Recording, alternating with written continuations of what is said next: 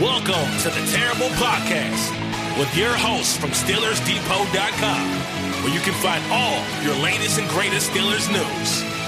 It's Dave Bryan and Alex Kozora, always lit, talking Steelers. And now, here's Dave and Alex.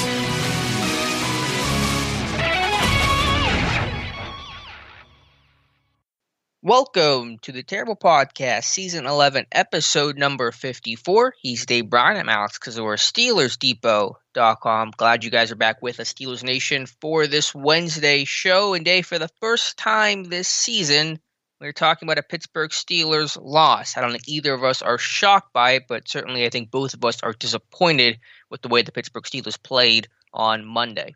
Yeah, I was beginning to worry we weren't going to be able to talk about a loss. That was a worry for you? No. I don't think either of us, like you said, it's not stunning, I don't think. I think you and I both gave the Washington football team a lot of respect, even dating back to not long after their Thanksgiving Day game against Dallas. I think I even picked against them in that game. And, obviously with that game taking place on Thanksgiving and get an opportunity to sit back and watch it, with that being the Steelers' next opponent, kind of, gave us a little bit of extra time to focus in and scout and all like that. Make no mistake about it, they've got their warts like any other team. But I think the thing that stuck out the most, at least to me, when looking at the tape and kind of previewing them and going through everything, was how the pedigree on the defensive side of football that they have, and that Alex Smith provides that offense some level of stability and veteran leadership there. And you look at some of the key stats, most notably the adjusted net yards per passing attempt stat heading into this game. Against the Steelers, they looked more than respectable on a defensive side of the ball when it came to that number. And obviously, you look at the Steelers on a shorter week, not having a lot of time to prepare. Washington having, probably felt like 2 weeks, to prepare. And then the Steelers kind of health issues on their side. It just kind of set up for the perfect storm, if you will, to have happen what happened, I think. Now, it was obviously a very, very, very winnable game for the Steelers, and we'll get into breaking it down here for the most part. But that's just a long way of saying that I guess neither one of us are stunned that the Steelers had the first loss of the season right now. Right, and unfortunately, it felt very similar to what happened in the Ravens game. Fortunately for Pittsburgh, in that one, the Ravens roster was so depleted, Pittsburgh was able to squeak out a win. Not such the case against Washington on Monday. So we'll talk about that more in depth here in just a moment when I get to the housekeeping stuff, as we usually try to do for the start of every show, beginning with the roster moves that were made prior to Monday's game. Kicker Matthew Wright and offensive tackle Anthony Coyle were elevated to the 53-man roster. Gerald Hawkins was activated off of COVID. He dressed and played. We'll talk about the target he had a little bit later in the show as well. Too bad that happened. Yeah, for real. Wright, though, 3 for 3 on all his kicks, 2 for 2 on extra points, 1 of 1 on his field goal attempt. So kudos to him for making his NFL debut, doing his job, and he is now reverted back to the practice squad. And hopefully Chris Boswell will play against Buffalo on Sunday night. Yeah, the thing that wasn't sure about was Hawkins being pulled off of COVID ahead of that game. Even so, I kind of questioned whether or not they would just file for a roster exemption with him. Look, he didn't have any practice time, right? Right. Ahead of this game. I think that's gonna factor into a lot of our or a little bit of our conversation later on in the show here overall. But obviously, you had a couple of key guys miss the game in Marquise Pouncey and James Conner, both on the COVID list. Still on the COVID list as at the time that we're recording this. Hopefully they'll come off after we get done with this podcast or doing it during the later portions of it here. I think that's kind of the expectations there. And Steven Nelson missed the game ultimately with that knee injury that he's dealing with. It sounds like there's a chance that he might be back for the game against Buffalo on on Sunday night. We'll see. And Chris Boswell, who I don't believe was on the injury report last time we talked, not only landed on the injury report, but it quickly downgraded to doubtful, and then obviously did not play against Washington either there. So, a couple key injuries, and really to hear Jay Glazer talk ahead of the game.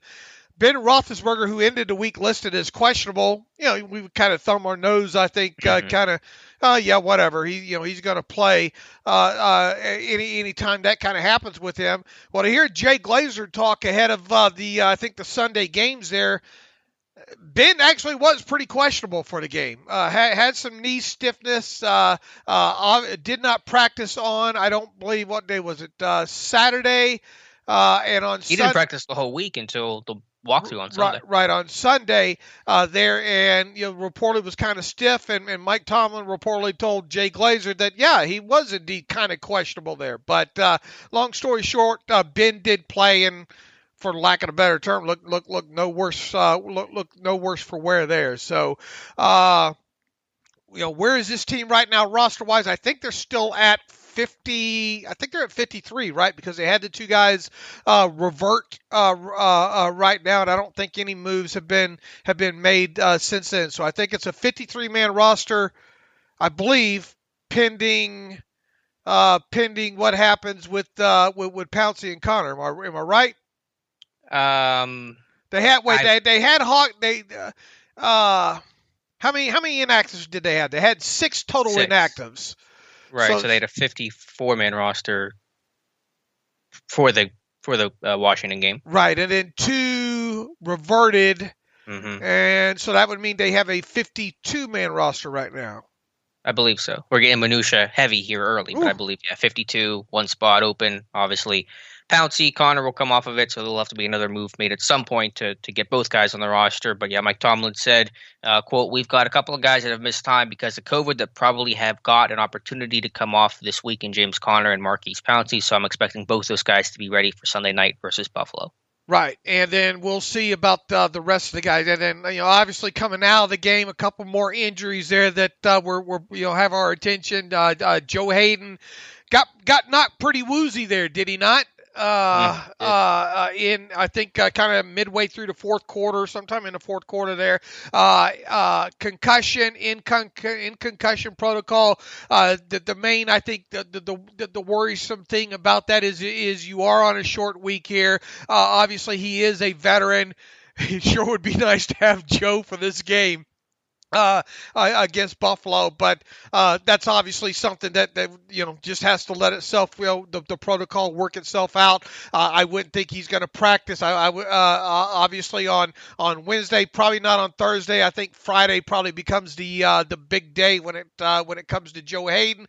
And the other injury is Robert Spillane. Poor Robert Spillane, guy that actually started off. I thought to be the first half of that game against Washington was playing well. Even had a sack in the game, goes down rushing the passer there with it looked like a left knee injury. The way he was holding that thing, it sure didn't look good. Hobbled off to the sideline there, was not seen again. To hear Jeremy Fowler report it, it's probably not season ending, but it might be serious enough that it prevents him from playing in a game 2 or 3. So Mike Tomlin didn't really shed much light on that during his Tuesday press conference there. Yeah, I'm losing places. So hard to Tuesday press conference there. So if I was to bet on it, I would say Robert Spillane not going to play against Buffalo. And as far as Joe Hayden goes, we'll see. And then, boy, it sure would be nice to have Steven Nelson and Joe Hayden back on the field for this game Sunday night against Buffalo. But that, of course, is out of our hands. It would be. So assuming that Nelson can play, and that is still an assumption at this point, it'll be Cam Sutton, Steven Nelson as your starting outside corners, and Avery Williamson will be next man up, assuming that Spillane will not play against Buffalo. I agree with you. I don't think he'll play. And don't ask me who the backup inside linebacker is, because it might be Dave at this point, because they are running out of bodies. Probably Marcus Allen, if you really want to know an answer. But, I don't have the sideline to sideline anymore. Did you have it at some point? No. Okay. But it's better to make it sound like better you that did. way. Yeah. Yeah, I like that phrasing. All right, Dave. I had sideline. Yeah. I like that one. All right, Dave. Let's talk about this game. Pittsburgh loses 23-17 to Okay, Washington. that's a show.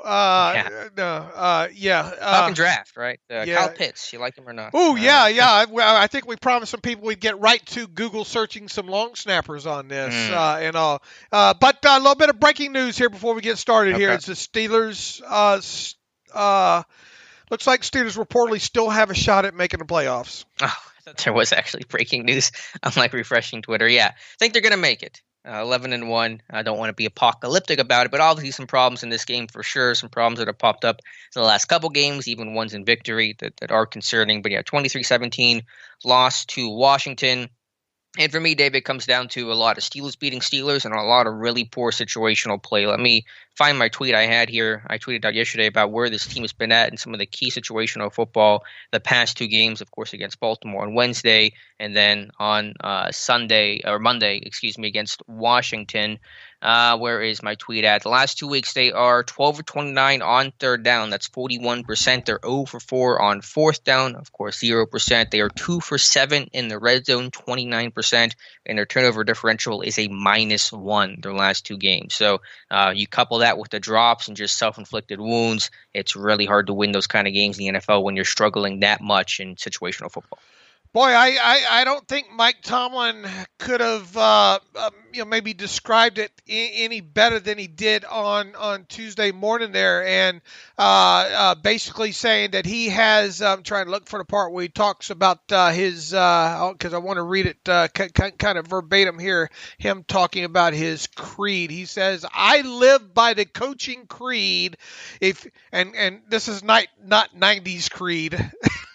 Did you ever get into Creed, the band? Or is that before your time? Yeah, I wasn't a big fan. Okay, good. Thank goodness. You're not a big Nickelback person, No. are you? All right, good. I don't think they deserve all the hate they get, but I'm not a Nickelback stan. You're not a big Goo Goo Dolls fan or anything, are you? No, not really. All right. I live by the coaching creed. If you can't get a yard, you don't deserve to win.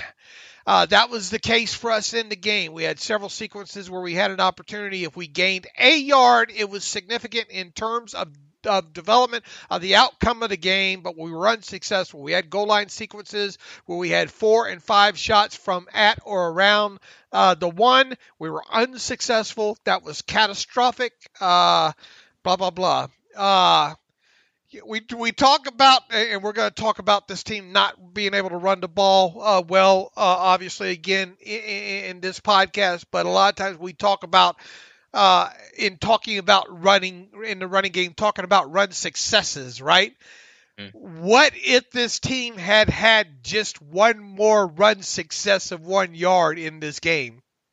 They probably won it, and that's what I said. The bar for the run game is low because that Ben's going to be the driver of this thing, and that's fine. He's your Hall of Fame franchise quarterback, but you just got to run at a base level success rate, 45%, and then run it situationally. And the Steelers did neither of those things. I mean, their worst output of the season. That's saying something because they've had some clunkers this year. 21 yards, 1.5 yards per carry. Couldn't punch it in on 3 carries from the 1 yard line.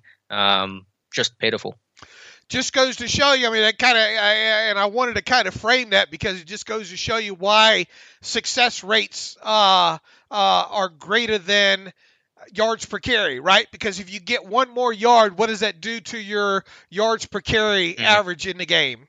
Right. That actually hurts it probably. But yeah. I mean, both of those numbers of situational football is key, and they can't run it at all, much less in situational moments.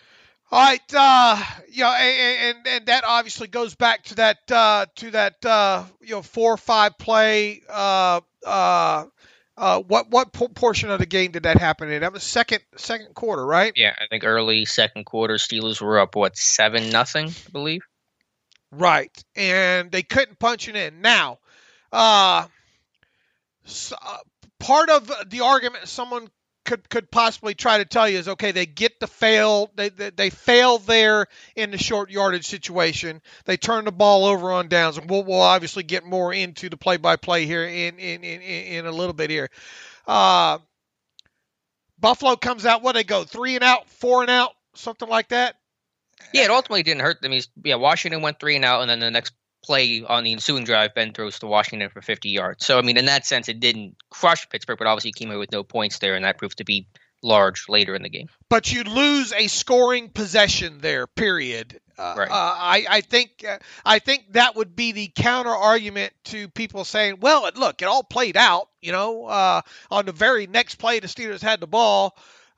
They scored a touchdown. Well, I don't think you can look at the time-space continuum that way, right? Right? Yeah, I'm not making that argument. I mean, but yeah, I'm not making that argument. Right. The fact of the matter is you've got to get into a habit of cashing those things in when you get down there, especially when you get like 5 of them in a row there. You're looking at envy last night when you had Andy Dalton quarterback sneaking for 2 yards. It looks monumental, right?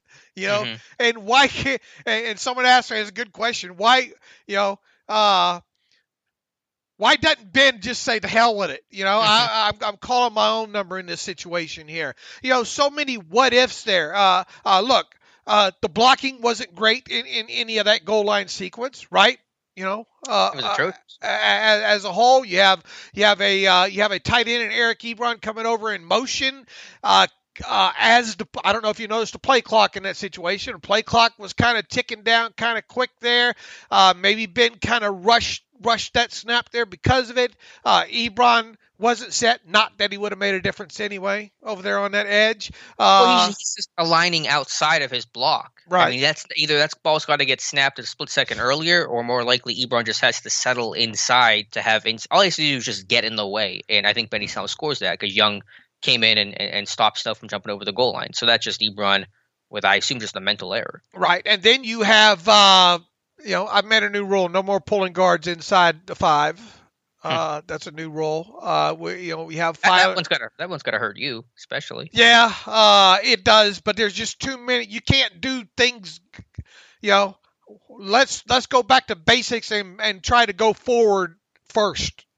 In proper timing off the snap and going the old adage, low man wins. Let's go back to that aspect of run blocking before we start trying to get all these fancy smancy stuff like pulling guards and counter runs or whatnot. If you get my sarcasm there, but the tight ends can't block. Neither one of them. Your nipple rubber can't block in Gerald Hawkins right now. Also can't catch. Also can't catch right now. It's just it's a bag of poop right now. Why not spread that stuff out at the very least? If you're having look, this goes back to what I said at the beginning of the season. I fear 2 and 3 tight end situations and running the football. And I get a lot of hate mail because I'm right. Why do you reckon that is? I don't know, but a lot of mean stuff too. But I was right in this. I shudder every time I see 2 tight ends on the field right now. I really shudder when I see 2 tight ends and a blocking tight end or a blocking offensive lineman, extra lineman coming in, because I know they're going to collapse it down. It's not going to be pretty, and so far I'm right on that. So I don't know what they got to do to change. And Mike Tomlin was asked in so many words, and it's great. It's great to get the confirmation, if you will, from what we've said about this, because several people keep asking us, what the hell's wrong with the running game? And what has our answer been to that, Alex? That's a lot of things. It's a lot of little things. And what did Mike Tomlin say when asked about the what's wrong with the running game when he talked to the media on Tuesday? I don't have the exact quote, but he said little things, popcorn. It's a lot. It's not one singular issue. Right. Did he drop a minutia in there on that? Was that the? I think he did. He dropped a minutia somewhere. So, hello, Mike Tomlin. Thanks for listening to the show. Yeah, thank you for listening, Mike Tomlin. We appreciate it. I think we got a minutia and a popcorn in the same sentence there. I mean, that's like terrible podcast bingo, I think, right there. I don't think you can put one finger on it, Alex. I still don't. You have one blown block. Oftentimes more than that, obviously, in running plays of theirs. You have backs missing a cut here and there on a few others. There's just a lot wrong with it, and I don't think it's so much scheme related as it is, the late John McKay said, "What'd you think about the blocking?" He says, "Well, that was the execution." Yeah, it was the execution, and what'd you think about the blocking execution? He says, I'm all for it. It's almost borderline there right now, is it not? Mm-hmm. I mean, It's a lot of execution in there. I know a lot of people don't want to hear it. They want to hear that you need to design these newfangled play calls. Look, here's one thing that we've highlighted too. Where has all the damn pre-snap motion gone, and why did they get away from it so quick? There was hardly any of it in this game, I don't think. Where is it? Why are they getting away from it, and why aren't they passing off of it still? Those are a couple of questions to start with. So I've talked enough. Talk about the running game. Yeah, I mean, it just times looks very JV, just very, Pop Warner type stuff, where some guys, I posted the one clip of Vance and Chooks tripping over each other, and neither of them make a block, and it wasn't the main reason why the play failed, but it wouldn't have gone anywhere if the other guys did their job. I mean, how do you fix that? So the question is, and I agree, it is a lot of little things. It's not one singular issue, but then that makes it harder to answer the question of, well, how do you solve it? Because it is a lot of stuff going on. If it was just one guy or one concept or one particular specific coaching point, it would be more fixable. But it is a pretty broad range of issues. To me, starting with they just can't run power. And for a team that's run power for decades, the pullers don't do a good job adjusting. Edman, edge guys are spiking inside and disrupting, getting penetration. The front side can't get any push. There's no physicality up front. And I don't like to be so vague and so sometimes trite with the terms, because sometimes we use these as crutches instead of evaluating real specific X's and O's issues. But I just don't see the physicality with this team. I don't see the energy with the offensive line. In the pass game, when linemen jump and they bat down passes, they don't get punished. They don't get pushed to the ground like they should, like old teams' offensive lines used to be able to do. So I just don't see that real high energy from this group right now. I don't see the physicality, and I see them basically failing on just basic stuff, whether that's just getting off blocks or, staying on their feet or being able to sustain a block and run their feet and be physical up front. And that's across the board. That's not to one particular guy. And they're just not getting a push at all. And that was evident on the goal line fail. And those are big issues that you don't really have great, perfect solutions to solving. The question keeps coming up, is this a more finesse, kind of offensive line? Maybe they become that because they're asking, they're not running as much, and they're asked to quick pass set and block for 2.4 seconds and that be the end of it, But you're right, they're not just old fashioned, not just strapping it up and moving people. And they do have a people mover on the depth chart. And I think now, and I'm not one to jump around, and I don't think this is going to happen, not at least this week on yet another short week. But if this continues, and you got to start kind of tinkering with things. Look, even the doubles in the middle, they're not getting proper initial, I don't view kind of initial hits on those doubles that'll allow the guy that stays a chance to manage the block.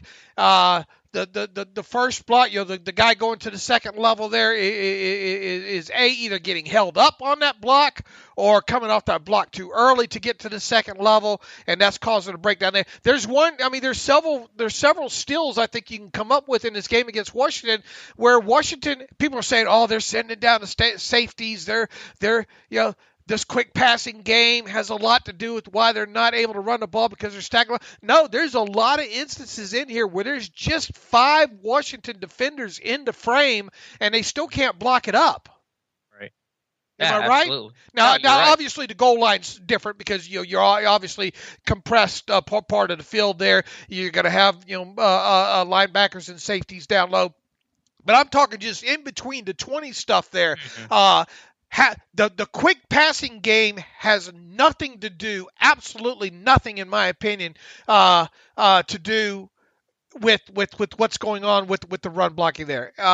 They're not just flat out winning their one-on-one battles. They're not executing well. And kind of jumping back 2 steps real quick there. You got a people mover there in Dotson. You're not going to put him in at right guard, I don't think. There's only one other spot you can play him at, and that's left guard. At what point do you consider maybe putting him in at left guard and then maybe kicking Fichtner back out to right tackle? It's not going to happen this week, we don't think. No. I think it's foolish to even suggest it happen against the Bills. I guess nothing can be ruled out to kind of hear Mike Tomlin's open-ended answer to a question, a typical Mike Tomlin answer and all. But I mean, what do they term Kevin Dotson coming out? A people mover. We've seen in his very, very limited playing time so far this year him do just that in the running game. At what point do you consider that though? I mean, I'm not adamantly opposed to it, and I thought Matt Fichtner played his worst game of the season by far against Washington. Granted, a tough matchup with Jonathan Allen, the first-round picks they had, but he was pretty brutal his first 2 reps of the game in pass pro were absolutely horrendous, and things didn't really improve later throughout the game. The concerns I have are multifold. One, how comfortable is Dotson at left guard? He was obviously a right guard to start the year to replace Castro, which he's not. Yeah, we can admit that. He's been getting reps there, I'm sure, in practice, so he's more comfortable now than he was at the start of the season. But will you get the same results with him at left guard than you will at right guard? There's, I think, a question about that. Remember, this guy played right guard exclusively at Louisiana Lafayette. He never played left guard at all. 55 games, wasn't it, right? Right. And then to the question of, then do you kick Fichtner out to tackle? You don't like moving more pieces than you have to solve things. And I think that, I don't think a core 4 has been quite as good as people think. And certainly as a run blocker, he's average at best, probably below average is a more accurate assessment. It's funny to sit there and say, Fichtner, we don't think you're good enough at left guard. How about right tackle? It's just kind of funny to bench a guy, sort of, but also shift him over to the right side while benching a core 4 in the process. So, again, moving more pieces, does that have consequences in pass protection? Because this line's still doing a really good job in pass pro. To me, and this is a long way getting around to the answer, because the bar for this line is so low, I don't need this run game to be great or good or barely even average. I want to just work with the 5 you have right now to reach that very low bar that I believe is attainable, because they did it the first month of the season with largely these guys. Granted, Dotson was in the lineup at a right guard, and we're not benching David Castro over here. So they can run. They can't run block. They've done it before. So I'd rather find out how to get back to that level with this group, because that run bar metric is so low for me, as opposed to make a bunch of changes and then suffer any consequences you might have in pass pro, where this team, like it or not, has been elite. And I know part of that is because of Ben getting the ball out of his hand quickly, but they have not been sacked since week 8, and you get to give the offensive line a lot of credit for that.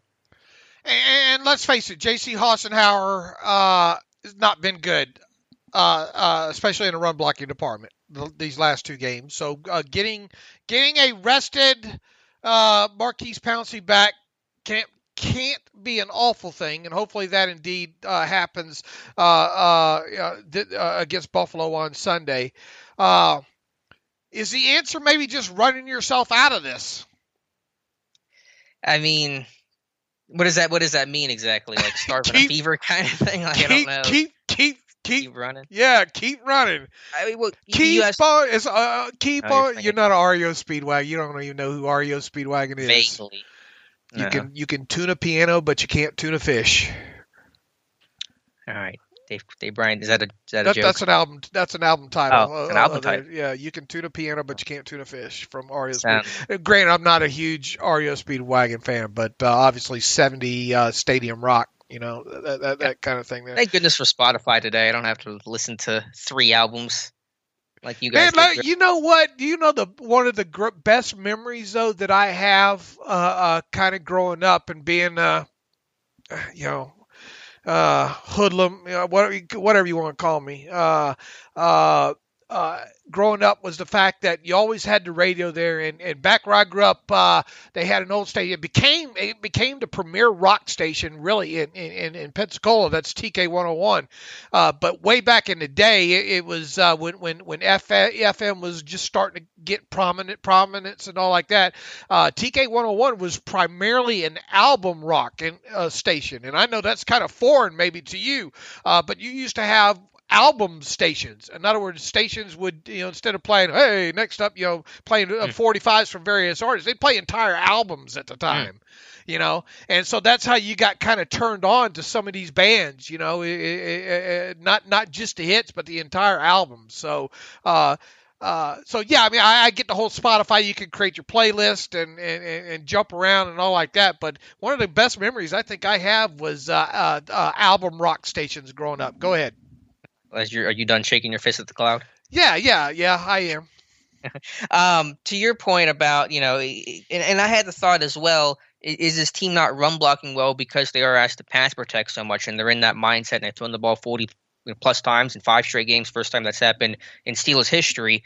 But it's chicken and egg. Are they passing so much because they can't run the football, or are they not run blocking well because they're passing so much? And I think it's more just they really can't run block, and so they're just throwing the football as an extension of the run game with a short passing game. So I think that this line can be physical, needs to be physical. You got to get back to there. I mean, again, just get back to what you do in the first months of the year. And I'm not so defeatist to say that they can't get back there, or they are literally incapable of getting back there, because if you look at the first month, it wasn't great, but it was good enough to close out games with the run. They ran situationally. They averaged a healthy average, a good success rate. Like, it's a low bar. So how can I get this team to meet a low bar? I think that's doable. How do you do it is a tougher question. They're not doing it, obviously, but I think it's possible.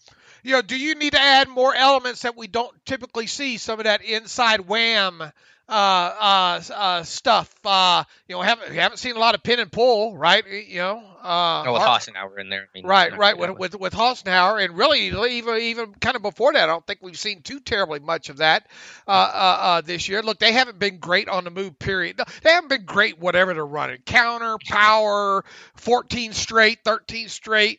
Any of the staples, and here's the thing: it's not like there's, it's not like route concepts and stuff like that.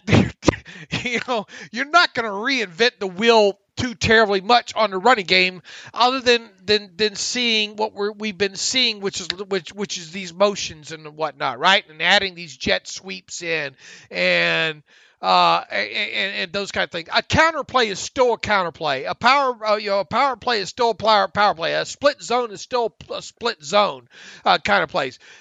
Goes back to what I asked again. Do they just need to keep running? Do they damn us all run on? Keep running on early downs until they can run? Well, sure. I mean, obviously, you can't completely abandon the run, and this run game has to get better, because you can't be this one-dimensional and expect to win in the playoffs unless you have like a Patrick Mahomes type guy quarterback, which the Steelers, as good as Ben is, he's not Patrick Mahomes. But it goes to the question of, well, how do you fix it? You just can't say, let's run it for the sake of running it. Especially not with 2 tight ends in there and Eric Ebron on the field. God help us, please. Maybe run out of 11. Yeah, to me, the approach is, and they did it on one third down. I think it was a third down run, and they got it just barely, but they got it, where they went, they spread the whole field out. They won trips bunch. There was no tight end attached to the line, and they just ran ahead with Benny Snow, with just their 5 linemen up front. And really, at this point, the approach may be just to spread everything out and just create a lot of one-on-one opportunities and hope you kind of win your battle just quick enough for a running back to hit the hole. I mean, instead of packing things in tight where they certainly cannot run the football, I think you run it the way you pass it, by spreading things out and just having light boxes and displacing linebackers, not letting safeties roll down, and just hope that once or twice a game you hold those blocks well enough at the line of scrimmage point of attack that your running back busts in the second level and you get some positive plays that way. Would you go, if you're going to go 11 personnel, would you seriously consider putting Vance McDonald on the field more in lieu of Eric Ebron, and even passing out of that? Because obviously you can't just if you have just one, if you bring Vance McDonald in 11 personnel and you just run out of it, well then, there's a signal there. But would you consider giving Ebron less snaps and then running and passing out of 11 that way? Yes. Not that McDonald's going to the Pro Bowl this year as a run Sure. blocking tight end.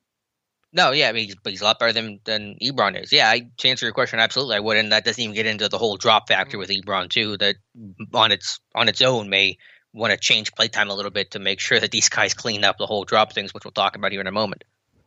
Right.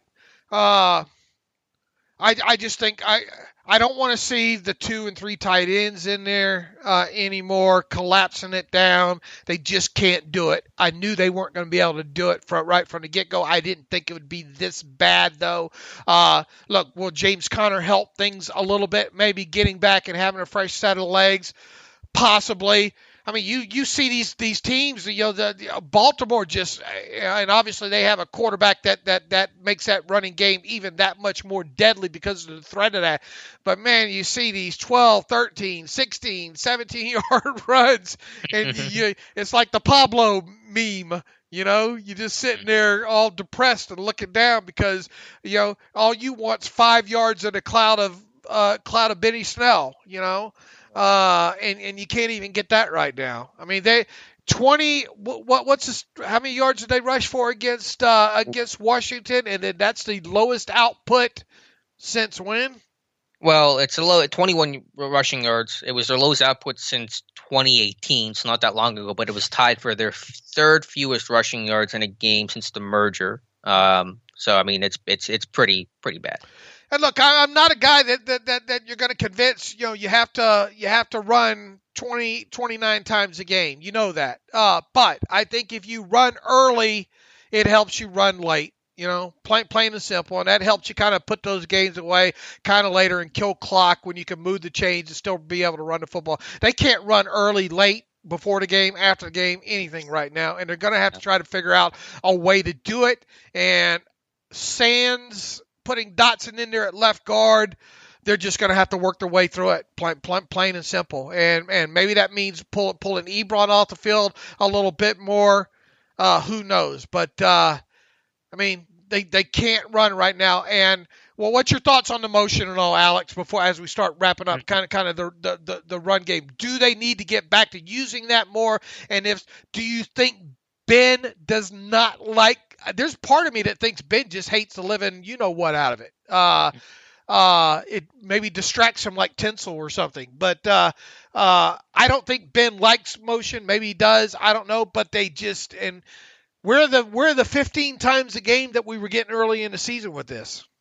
Yeah, I'm mixed on motion. Obviously, I see the value of it, and the top teams in football use a lot of motion. Baltimore, the 49ers. I mean, you guys know the whole story there. I think my guess is one reason why they kind of got away from it because they were trying to do the whole let's just get back to basics, and there are consequences to motion. Maybe that was causing the defense to shift late, and that was having trouble with the offensive line adjusting to those linebackers to change a gap or a defensive line that spikes differently now. So maybe they wanted to do less motion to make it the picture a little bit clearer for the offensive line and for the run game as a whole. So do I feel like that's the root cause of the problem? No. Do I want to see more of it? Probably. But I do want to be open to the fact there are obvious consequences and downsides to motion, and I think this team's just trying to get back to basics and trying to rebuild its offensive line and run game on the fly and just starting with the basic stuff. Obviously, it's not working, so who the heck knows at this point? But I think that's the idea anyway. And look, you got to pass. You got to pass out of it too. If not, they're gonna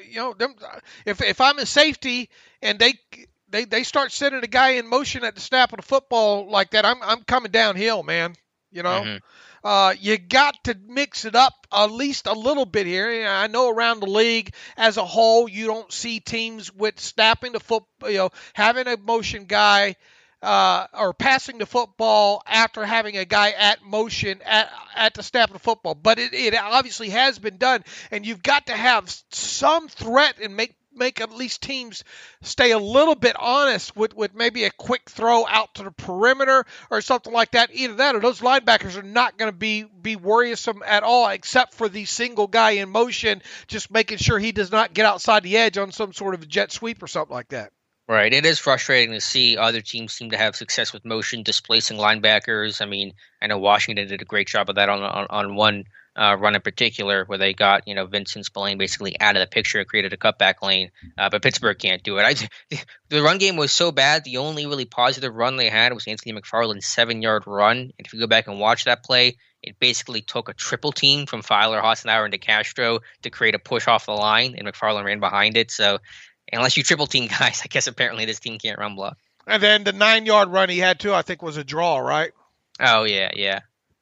But I was watching that 7-yarder. I went, wow, they got a lot of push on this play. I went, oh, it was a triple team. So okay, I mean that's not really sustainable. All right, we just scratched just one minor thing now in this game, and that's the run game. All right, where to next?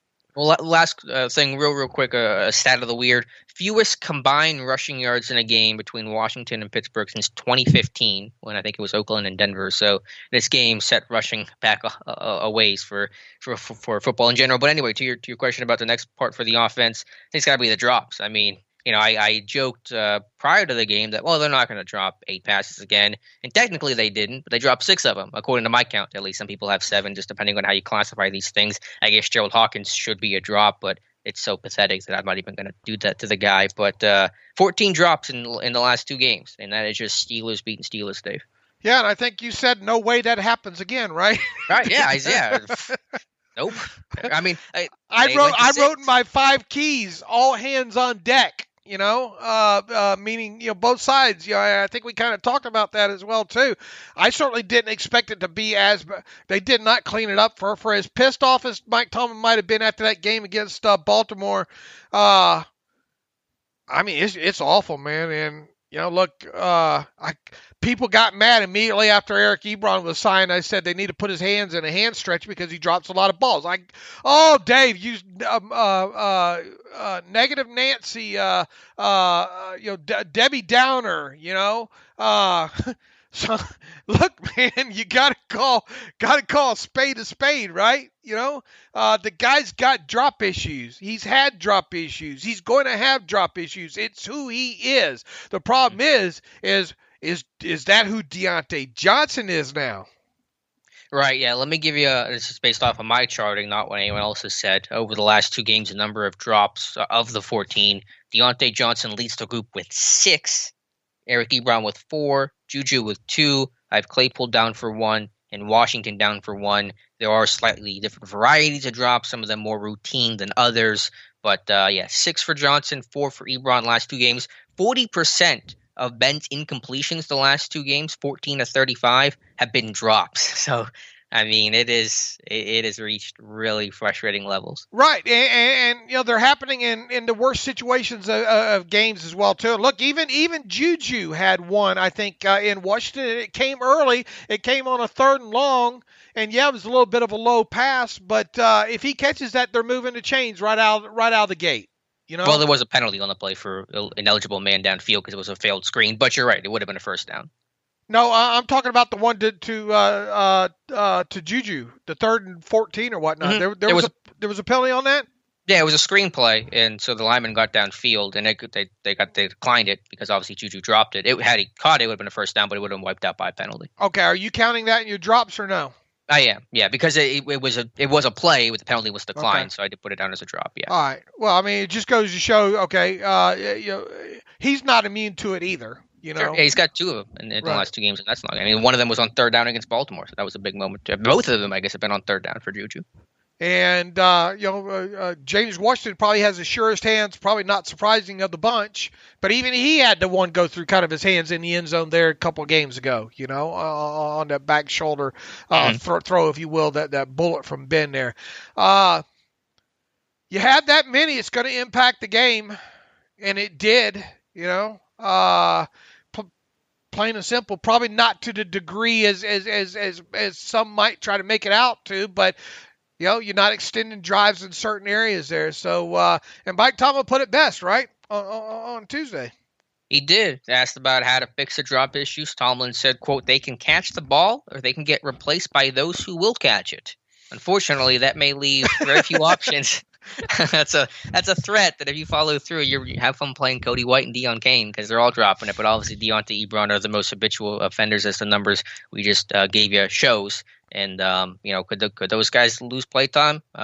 We'll see. But Tomlin's made this threat at least. Right. I mean, it's not going to happen this week. Nobody's going to may somebody not get into the game as quickly as maybe anticipated, possibly, but you're not, barring one of these guys getting COVID or whatnot. Kane's not coming up. None of these guys are coming up. No. Ebron's not going to be inactive for Kevin Radar or anything like that. It's a great sound bite. It's a fantastic sound bite. In other words, he's saying one last. Now look, if they continue to drop, then maybe need to think about maybe sitting a guy down for a game or a half a game or whatever. But even so, you're what they offer when they do catch the ball, outweighs, and you just can't have Deion Kane out there running around for 40 snaps a game if you can help it. Yeah, I was being obviously hyperbolic. Yeah, I got you. Right. But I don't think there'll be any depth chart changes for the Bills game, but it'll be interesting if someone drops a pass early in the game, as Deontay Johnson's been prone to do. What happens then? Because then Tomlin's got to either go through with what he said, or he's got to say, well, Deontay, he's given us, the pros outweigh the cons, so we're going to keep playing him. So we'll see what happens when someone drops the next pass and what the response is from there. And that's something we talked about with him all season long, man. Starting the game slow, Mm-hmm. They got to clean that aspect. Now, is that one reason? Is that the main reason they lost the game? No. There's a lot of little, we talked about the run blocking now. We've talked about the pass drops didn't help in this game. Now let's get to the portion that everybody's waiting for us to get to, and obviously it's the public execution of one Randy Fichtner. Obviously I don't think we're going to hit it as hard as some others will in the way Twitter does after games, but I will say is that I think coaches get defined in some of those big moments. All players get defined in those big moments. And I think the situational play calling in key moments these last 2 weeks, whether you're talking the goal line package against Washington, the 4th and goal call against Baltimore, the 4th and 1 play to McFarland from Monday's game, I think all of those have been just terrible sequences, terrible calls, and that is a reflection of coaching. And so if you're not making the right calls in those big moments, that is certainly a concern. And I think that's unacceptable the way this team has called those big moments. All right, specifically now, let's get specific here. Mm-hmm. What play calls in this game had you just throwing your hands up, fire Randy Fichtner? What aspects should people, what ammunition was given to the fire Randy Fichtner people in this game? Mm-hmm. On a very objective side of things? Well, I mean, and even lean to their side a little bit here. What plays? Obviously, I'm not advocating for anyone to get fired. No one's getting fired right now. Come on, give them what they want. Right. Well, I think there were two big sore spots for this one. One, the throw to Gerald Hawkins. I know throwing to offensive linemen is in vogue right now. The Browns just got a touchdown off of it, but I mean, Hawkins had barely practiced, just activated off of COVID. And now you're trying to throw passes to him, and then, of course, predictably went terrible. Even if Hawkins caught that, he still fell short of the end zone. So what are you doing there? That's your best play call in that situation. Let's throw to our receivers. And then the other one, obviously. Hold on. Let's go one at a time here. Okay. Let's throw to Hawkins. I am 100% on board with you on that one. 130%. On board with you on that one. For all the reasons that you just mentioned there. It's too bad that I wasn't correct in the aspect of him possibly being not getting activated for that game, because that wouldn't have even happened in that game had that been been the situation. I'm assuming Randy called that. That's dangerous to do, but I will assume that came in from the sideline there. You're going to run a play in that situation there with a player that had been on COVID, that had not even practiced, right? When did he come off? The day of. I mean, I assume he was probably maybe part of the walkthrough the day before, and he got officially activated after. But yeah, very little practice time. All right, and you have a quarterback that had a stiff knee that barely worked. I kind of find it hard to imagine that they went through that on the walkthrough. I'm really having a hard time imagining that. I mean, I feel like maybe they ran it once in some of the situational stuff, but regardless, obviously it was rep very little. I mean, you're not dedicating much to your practice time, no matter what, to throwing to your offensive lineman. Right. An offensive lineman, a guy that caught one pass for 2 yards, and I wanted to try to find it in 2015 with LSU. Did he catch a pass?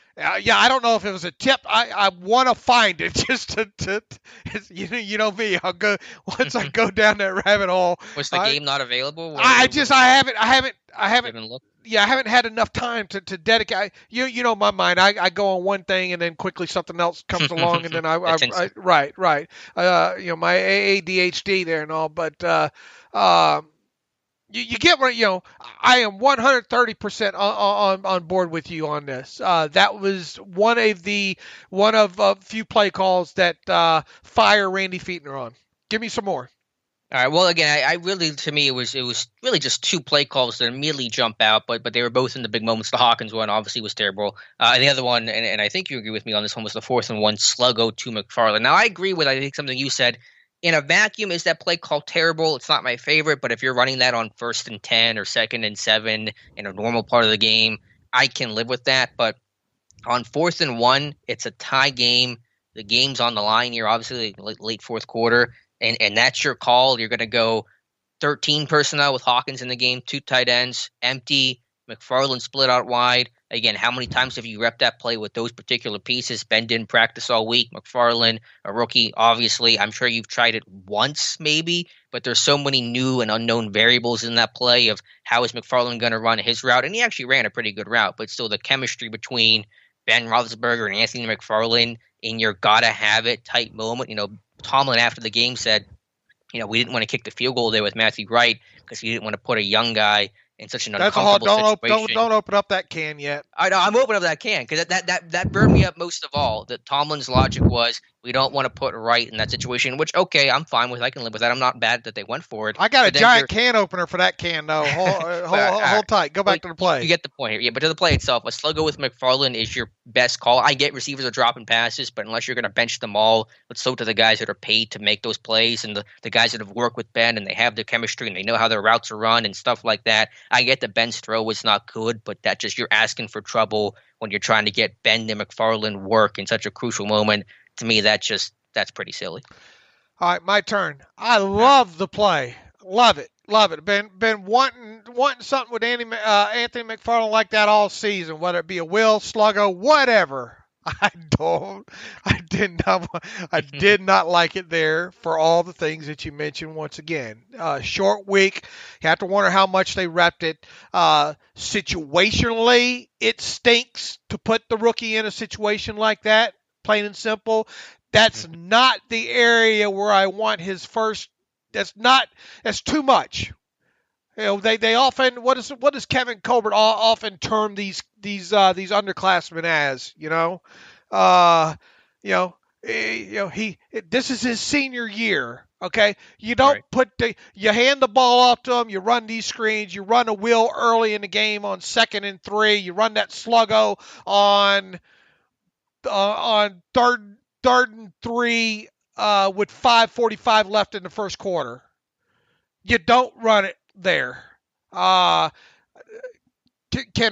results bias creep in there? I suppose, but I don't see. I believe it's a play that we possibly would have been talking about even had he made that play there. 100. Can you have more than? Can you give more than 100%? Can you? That's what your coach has said, right? 110%, men. Right. Can I get 131% on board with you on your 131? Right.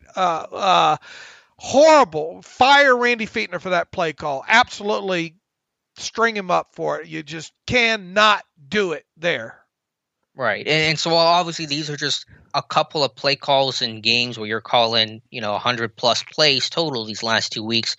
The moments in which they're happening in your gotta have it moments where you're just being cute for cuteness sake of, let's come up with this great play call and we're going to fool these guys. In Washington, they were confused on that play. So again, I mean, the theory behind it wasn't terrible, but in that kind of moment, and again, the 4th and goal call against Baltimore where you're running an empty set with Watt and Snell and McDonald and, expecting those guys to make plays, you're throwing to Hawkins. I mean, it's just you're overthinking yourself. You got a lot of talent on this team. You got a great receiving core, one of the deepest receiver groups in football. And in your big moments, you're throwing the ball to, Derek Watt and Gerald Hawkins and Anthony McFarland. That's just overthinking yourself. All right, give me more play calls. Give me more Fire Randy play calls. Well, I mean, those were really the two Come big on. ones. I mean, I don't have anything else for you. I'm sure other people do. But again, I'm thinking the moments, how magnified those things are because they really cost you points, cost you games. That to me is not acceptable. I mean, you have a lot of talent on this team. I think any coach could really work with this coaching or this personnel overall because there is so much talent here and have overall decent success. But I think these coaches get put under the microscope in these big moments. And what are you going to call whenever the game's on the line? I think Fichtner's failed at that the last 2 weeks. I'll give you one more. How about the wraparound draw kind of later in the game on the 3rd and long? On the 3rd and 10 where they lost 2 yards? Was that the one? The third? What was the result of the play? Where they lost yards? Hold on a minute here. Because there was the one where they ran on 3rd and 10, I think, and I think it was with McFarland or Snell, and they lost 2 and punted. Right. I don't know. Maybe Ben checked to that. I mean, I didn't. Obviously, I don't want to run the football there. No, we can't. We cannot give the offensive coordinator any benefit of the doubt here. If the play is run and it's not successful, we have to assume that he called it. So I'm trying to find. I want to find more plays here, Alex. Okay. I mean, I think the ones that we've highlighted are the most significant ones, and they came in the most significant moments. And I mean, obviously on 4th down, this team has struggled. They're now 1 of 7 since the Cowboys game on 4th down. Not all of that is Fichtner, but. I think it's just been some overthinking. And then again, to your point about, Tomlin saying we're not going to put the game in the hands of a young kicker, but we're going to put the game in the hands of a young running back. I mean, that just seems inconsistent. Let me find this third and long play here. By the way, Gerald Hawkins' catch was not designed for him. It was a legal touching play on 3rd and 10. So say again? Gerald Hawkins, the catch he had in college for 2 yards was not designed for him. I think it came off a bad pass or he caught it. It was illegal touching, so it went on 3rd and 10. So it was certainly not designed for him. You rat! You went ahead and looked that up, didn't you? I haven't found the play, but I found in the box score. I'll find the play for you. Let's see here. Maybe it wasn't McFarland. Maybe it was Snell. I know it was in the second half. Third. It was a 3rd and something. Let me find it here. I know the one I'm thinking of, they lost 2 yards on 3rd and 10, and it was on their own end. It was on their own 15, and they punted, and that was that. What point of the game was it? I don't know exactly when it was. I just remember it was 3rd and 10. They were in their own territory, deep in their own territory, and they lost 2 yards. I can try to find the play for you, but I don't know off the top of my head exactly when it was. It was, let's see here. Damn, I don't know. I thought for sure it was 3rd down. Oh, no. I can't find it. Maybe it was 2nd and long. 3rd and 10, 13:09 in the 4th. Benny Snell left guard for -2 yards on their own 10. That was it. That was it. Okay. And it led to Washington tying up the game on the ensuing drive. Right. Can you take? Was that we just need to run and get it and not do something stupid and get out of our own end? Is that the defense there, or can we kind of shoehorn this one into the Fire Randy play call section? I probably wouldn't put it in the category of the plays we just talked about, the 4th and 1, the Hawkins throw and all that. I need to go back and watch that one. I haven't gotten back to see it again because that may be a box count thing where Ben just says we get a favorable run look here. Or the pass play we did call, we don't like the look of, so I'm checking to a run. I'll give more leniency there than I would the others. I'll put it that way. All right, now that people are yelling at their podcast machine and saying, Dave, you're so stupid. We're not talking about play calls. We're talking about play predictability. Play call predictability. Go. Well, I know that after the game that Washington players, Montez Sweat and Chase Young in particular, were saying that they really studied the Ravens tape and picked up on a lot of tendencies and keys of what Pittsburgh was doing against them and applied that to their game. And Sweat, obviously impactful game, 3 pass deflections, the one that led to the Bostic interception that basically sealed the deal for the win for Washington. So, I mean, obviously every team watches film and, Pittsburgh, they know the ball is going to come out quick. So none of that is really new or shocking or really in-depth type stuff. But, according to Washington, they felt like they had a pretty good read on what the Steelers wanted to do. What did you think about Mike Tomlin's explanation for that? What was his explanation for that? I don't have the I will read it off for you here in a minute as far as I can that find happens it. Globally, it really does. Yeah. If you're a good defense, all that. Yeah, our defense Hold on a benefits. minute here. Are teams picking up on your offensive tendencies, and how do you combat that? That happens globally, though. It really does if you're a good defense. If you're an ascending defense and you have enough tape to look at, there's a certain level of anticipation that comes with those you play. Our defense benefits from that as well. That's not something I'm overly concerned about. Thoughts?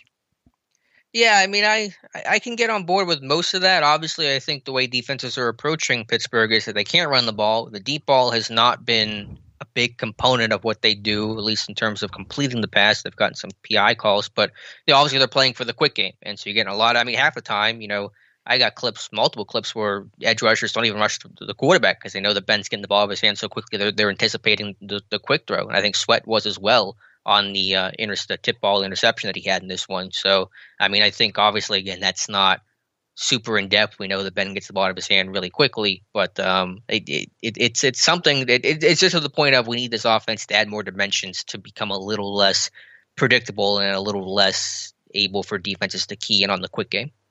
All right, define that a little bit more, though. Define what? I mean, just solve the problem. Well, they got a dimension. They got to either incorporate more of the deep ball and be more effective with that, or more preferably, run the football better too. Because right now, defenses know that the really only thing that's working consistently for the Steelers offense right now is the quick game, and they're anticipating that by getting their hands up, by reading the quarterbacks. They know the ball's going to be out in 2 seconds, so they're not even rushing the quarterback sometimes. And again, I'm not freaking out about it, but I mean, I think that's just what the comments Washington is making, at least when they were talking about this game. True or false? Ben, barring the play barring a play getting extended, Ben has no want to really throw down the middle of the field unless he's inside the red zone, or really a play gets extended. He does not like to throw in the middle of the field past 10, 12 yards. Yeah, I mean, I think obviously the numbers show that they haven't done a whole lot of that. I mean, is it a question of Ben doesn't want to, or is it a question of the routes aren't being sent that way, or is it a question of because the Steelers are seeing a lot of 8-man boxes to play some of the quick game, you're getting either a robber in the middle of the field, or you're getting single high safeties, which closes the middle of the field, which takes away some of the posts and the intermediate digs and stuff like that. So I don't know if it's a question of Ben doesn't want to. I just wonder if it's just the way the offense is constructed and or the way defenses are responding to Pittsburgh that's taking away the middle of the field. I don't know the answer to that. I would assume it's more of the latter than it is just Ben simply doesn't want to throw in that area of the field. I believe he does not. Unless I don't think he likes throwing to the middle of the field, barring the play getting extended. I deep down the field, I really don't. How do you think he likes this quick pass game of and not being on the ground much? Yeah, I think he likes not getting hit. I think that's great for him. Right. I mean, so how do you think these meetings go during the week? Who do you think has the loudest voice in these offensive game plan meetings week to week, as far as things that they want to run, and how much on game day past halftime do you think? Who do you think has the loudest voice? Well, I think obviously Ben has as much influence as almost any quarterback in football. I mean, I don't know exactly how it goes, but I think during the week, Fichtner and Canada come in, Wednesday with their game plan, and they kind of work from there. And Ben gets to pick and choose. I like this. I feel comfortable with this, or I don't like this, and let's take this out. So I think that's been documented and talked about. That I think Fichtner and Canada present Ben with a larger menu, and they kind of work out the things they like the best. Kind of works well in practice. And I bet Ben tosses that stuff to the side like quicker than anybody's business. I really do. I bet you don't think it's a collaborative effort? I bet the veto power is strong. I think it is too. I think obviously if Ben doesn't want to run something, they're not going to run it. But I think that's true of a lot of franchise Hall of Fame quarterbacks. I mean, sure. I'm not saying that. I'm not saying I'm just saying how I think it goes. Yeah. Yeah, but I think he's set in his ways and all like that. Look, he's not one that likes to go through a lot of reads either, right? So I mean, he's a lot of Mills concept dagger, we don't see him holding on to the football a lot to let a lot of that stuff develop unless it's 3rd and 12, 13 kind of stuff, right? Well, I think the offense has been designed to get the ball to their hand quickly, right, to let the playmakers. I don't think it's not a I don't want to make the read here or something like that. It's just, obviously you got some playmakers that can do damage with the ball in their hands quickly, and that's just been the approach. It also keeps Ben upright, which is good for everybody. I do think, and I've said this all along, I think they got to take more calculated shots down the field. Yeah, that's fair. And not just to cover one down the side. To look, they started off with who was the first pass of the game down the right side. Yeah, James Washington. Yeah, I mean, and that ball wasn't even close. Yeah, I mean, it was pressure right up the middle, but yeah, that was. Washington had no chance on that one. And Ben's almost become the guy. If I don't see single high, I'm not going. Which last cover 2 hole shot you seen? Yeah, not many. I mean, obviously, if you get single high, that's when you're more apt to throw it. But yeah, you haven't seen a lot of deep balls outside of those situations. And I've said all along, you got to be able to push the football down the field. Explosive plays make games, especially for the offense. Now they have been they got another defensive pass interference to Claypool. A lot of that stuff's hidden yardage. Yes. And then obviously you're getting some of these plays down the field. Look, we need more of those seam plays to the James Washington, right? To the Eric Ebron. That's really the only kind of time that Ben's attacking the middle of the field when it's not play being extended. Am I right or wrong? No, I think you're right. Yeah, it's just a question of they just not. Now who's that on? Is that on Randy? Right. Is it on Ben? Who's it on? Mm-hmm. I wish I knew the answer to that. Obviously, I don't know. I still don't think it's because Ben doesn't want to make those plays. I think it's something else other than that. I just think there's a limited menu that he likes to do when it comes to throwing between the numbers. Yeah, I mean, I think part of it is also because Juju's routes are so shallow now. I mean, he's that guy middle of the field that you would trust if you ran him deeper, but he's running, like a running back route tree right now, and so he's not really getting anything past 10 yards max. And so all right, and whose fault is that? I mean, I would put that on the coaching for sure. All right. Well, I mean, but it goes into it goes back into the whole shorter passing game aspect. Right. Yeah, because the philosophy is let Juju just run underneath and basically be the safety valve. The new Lev Bell almost is kind of what his role feels like. And so that's the pro to it, but the con to it is obviously you don't get a deeper place downfield. And what about more play action? Something we talk about 14 times a year, it seems like. Yeah. Why can't they get more elements of that? Why can't they maybe run 2 or 3 more plays under center with Ben and hand off from that aspect? I'm not talking late game, we're burning clock aspect. I'm talking about early in the game, putting Ben under center, maybe right out a shoot, run some play action with it, and then run some running plays off of it. I do agree that's an area that Ben I don't think likes, and I don't think he really wants to do a whole lot of under center stuff from a mobility standpoint, from a turn my back to the defense standpoint, and I think that is one thing that Ben probably says, I don't want to do that stuff. All right, give me an encapsulated thought on and lay out some blame where this offense is right now. I mean, I think in most normal, quote unquote, normal moments, it's on the players. The line is doing a bad job in the run game. The receivers are dropping. Careful here, you're gonna get some hate now. Careful. Well, I'm gonna get everyone angry at me here in a second. I think in those moments, the line's doing a really bad job up front in terms of the run block, and the receivers are dropping 14 passes in 2 games. That's clearly not on coaches. But in the big, gotta have it, defining moments of the game that we just litigated, goal line, 4th down, those type moments, I think the coaching staff has done a really poor job. How concerned are you about this offense right now? Not at the level that some people are, but obviously, I mean, you have to have some level of concern because it does feel like, we talk about menus. The menu of things that Pittsburgh does well currently is relatively small, where they can't run the ball at all.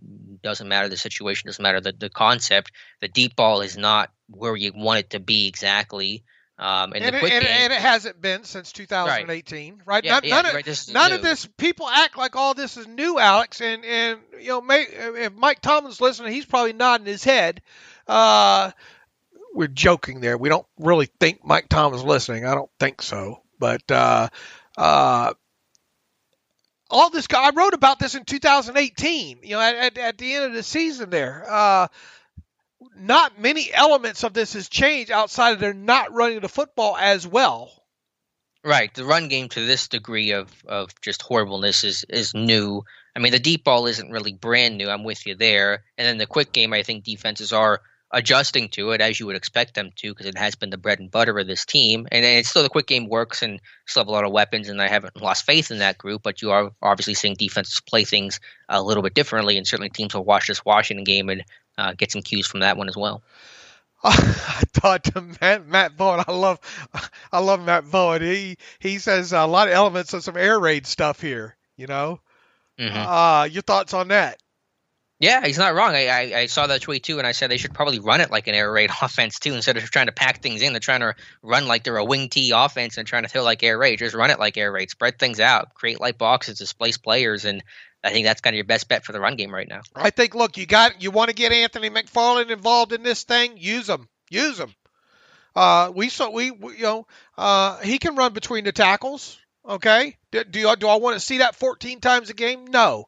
But you can do some things with some motions with him too. And look, we got our wish, or I got my wish. They did use him a little bit more. They moved him outside and stuff like that. Move him around all over in that thing. Throw him the football from a motion out of the backfield like they did at Maryland there.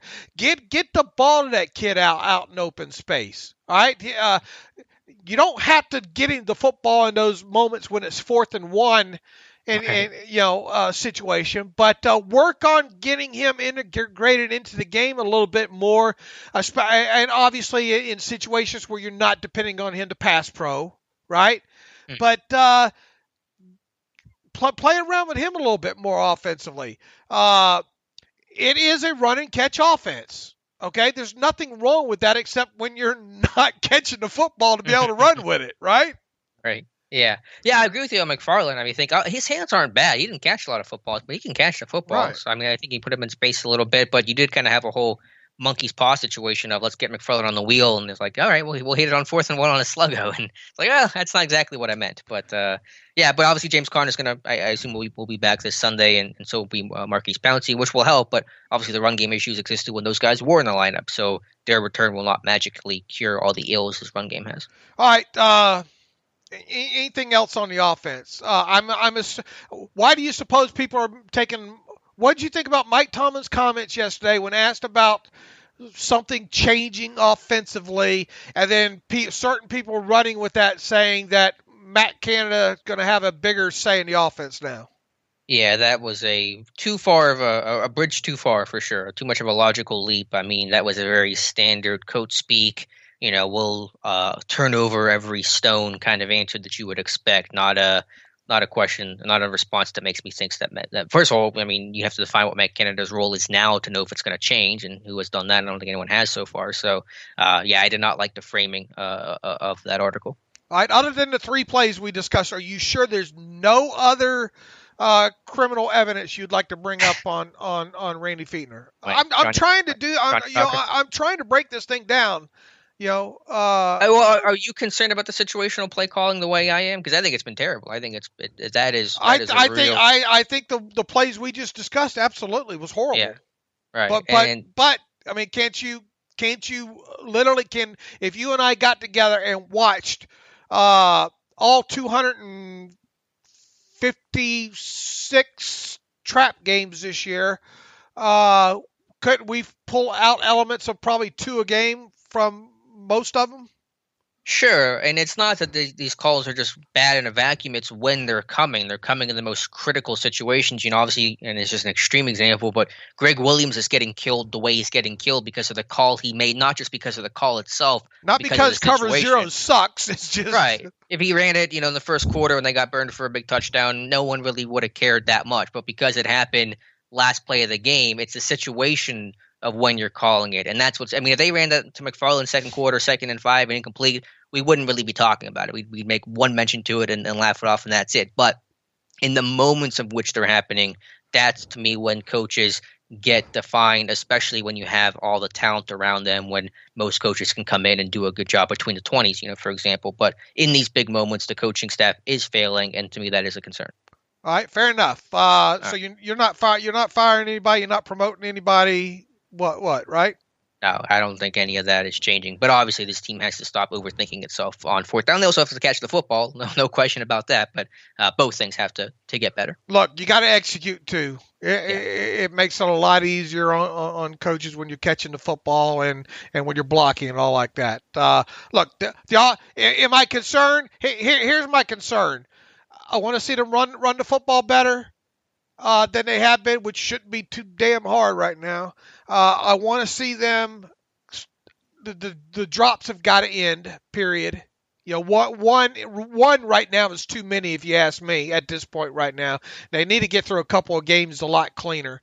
I think, to be honest with you, I think the last two games Ben's played. I'm not going to say fantastic. But I think Ben's been on the money a lot. I think he's made fairly smart decisions overall on that. I have really, when looking back at the last two games, my mind does not go to, damn, man, Ben would have played better. Yeah, no, mine neither, especially considering they're putting everything on him. I mean, he's thrown the ball 53 times against Washington in a game where they led for most of it. I mean, it's the only thing that's working, and he's not making many mistakes. And when he's throwing the ball almost 50 times a game. So that's pretty impressive. And then one of the things I put in my 5 keys to anyway was ahead of that game was it can't be a 40 or overnight. And basically meaning you can't have him needing to throw the football more than 40 times because the longer the more you deeper get into games, something's going to happen. And lo and behold, what happened? You're going to have more tip passes because of this quicker passing game. It's just something we're going to have to learn to expect, I think. But the deeper you get into games with that, the more tip balls you have. Obviously, the chances of something happened, and that happened. Now, would they had that pass been intercepted? Were they still going to probably lose that game? Probably. But had it not been picked, But who knows, right? Who knows overall? All right, now go back and get that can for me that we wanted to open up there. Why in God's creation do you have a kicker on your 53-man roster and you going to live in your fears with him under 50 yards? So you're saying you would have kicked the field goal? I would have. Look, what you got, kid? What you got? Mm-hmm. I'm throwing him out here. I'm throwing him out there. I'm telling him go make the kick. I was okay with going for it. I think I would have gone for it, despite usually I'm conservative with this stuff. I think I would have gone for it, but to me, it's just the basically hypocrisy of it. Okay, we don't trust Matthew Wright, but we'll trust McFarland on a sluggo. Like it's one and the same. Give me something else. Give me Juju. Give me Washington. Give me one of my guys to make that play as opposed to McFarland. Well, I mean, you're basically saying we don't trust. We don't. There's two things that we don't trust at that situation. We don't trust the kicker, and we don't trust the running game. Yeah, and I think both those things were fair to say. All right, so I can maybe understand why you don't. I can understand why you probably don't trust both, but why not have brought in a better kicker? Maybe you could, with some NFL experience, and Lord knows there's probably about 13 of them floating around right now. If you saw the need to bring in a guy to put on your practice squad for whatever reason, caused that to happen, why not get one that you can send out there where you say, all right, throw them out there. What would that field goal have been? 48? 45. 45. Only 45. Yeah. I mean, that's a good question. I think that's the most fair criticism you can have because obviously you can sign veterans now in the practice squad. I mean, that's now allowable. I guess they just went with a more known guy since Wright was with the team in 2019. I don't know if that's a good enough reason. Do you know any kicker? What's going on with their head nowadays? Yeah. Oh, that's true. I mean, I don't know. You see where I'm coming from, though? Sure. Why? I mean. I think it was just he has again. I'm not saying this is the right move. I'm guessing that their thought was, he's got the Holder relationship. He's been with Jordan Berry and he's kicked in Heinz Field before in preseason and stuff like that. So he kind of has a feel for the stadium. Was that kick to the open end of the stadium? Do you know? I don't know. Remember. I'm just curious because obviously the big concern with Matthew Wright was his lack of leg strength. If you watched him in training camp, from 50 out, he was either missing them short or barely making them, and that was in training camp at Latrobe in August when it was nice, not December when it's cold in Heinz Field. So distance was the concern with him, and 45 even might have been a little bit on the edge in that moment. So I was okay with going for it. I just detested the play call. Then sign a better kicker with a stronger leg to your practice squad, and at least let the concern be, can he make it inside the uprights or outside the uprights? Mm-hmm. That's fair. Yeah, I think that's a valid criticism. My biggest takeaway from all that, once you get past the results bias of it all, is, man, why didn't you just send the kid out there to make the kick? At least you're going to either extend or end that kid's career right there on that moment. Well, his career's probably over anyway. Sure, but it has a little bit of a. I'm not talking about career with the Steelers. I'm talking about career in the NFL. Period. Because obviously, once Boswell come back, he's going to be part of it there. But my thought was, and I even wrote about this as one of my 5 keys too, about the kicker situation. I think we talked about it on the podcast. I thought, I sure hope this doesn't come down to a missed field goal in that situation. So yeah, would I have been tensed up sending him out there thinking, okay, well, I wonder what's going to happen here? Not thinking he's automatic in that situation. Absolutely, I would have questioned whether or not he was going to make that kick the moment he trotted out there. However, I would have liked to seen him trotted out there to make that kick. And then I would have been, okay, well, they couldn't run the damn ball. I understand why they sent him out there. They sent the kicker out there to make a 45-yard field goal, which you would expect an NFL kicker, maybe not necessarily at Heinz Field, but most of them to kind of have a shot at making. You didn't make it. Put the defense out there to win the damn game for you. Mm-hmm. That's fair. That's valid. And obviously, if Chris Boswell was active, they would have kicked that with Boswell. There's no question in my mind about it. To me, in that situation, I'm just running a play. I'm going for it, but I'm running it to Juju or Washington or some quick. Because this is a quick game moment. So we'll have a ton of quick game plays. A shield slant. I don't care. Give me something other than the sluggo to Anthony McFarland. Had they kicked the field goal there and made it, did the Steelers win that game? I'll say yes. I don't know. I don't really have a lot of evidence either way on that one, but I'll say yes. I say yes, too, because I think the Washington offense presses a little bit more. There was something poetic about it. The Steelers passed up a 45-yard field goal. Do you know how far Dustin Hopkins' go-ahead field goal was in that game? Yeah, go ahead. 45, right? 5 yards. Yeah, so a little poetic justice in that one, I suppose. Mm-hmm. All right, Dave. I think we covered the offense pretty well. Let's talk about the defense. There was defense in this game as well. And where do you want to start? It was fine. Obviously, it got worse as the game went on. I think Washington certainly had a better plan in the second half that Pittsburgh never really responded to. Didn't we talk about using those getting the Steelers big boys on the field and then complete some running back passes in this game?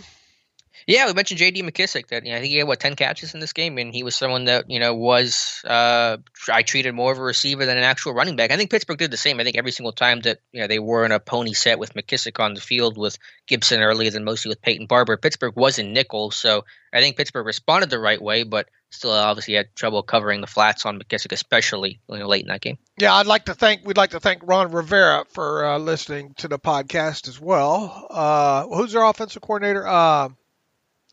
I'm drawing a blank. I don't know who Washington's OC is. But anyway, Scott Turner. Who? Scott Turner. Oh, okay. We'd like to welcome Scott to listening to the show.